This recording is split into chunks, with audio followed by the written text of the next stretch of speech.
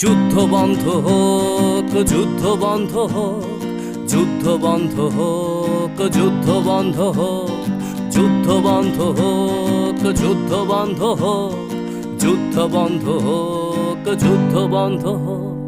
একটা শিশু বাবার সাথে হাঁটছে স্কুলের পথে, বাবার হাতের একটা আঙুল ধরে ছোট্ট হাতে।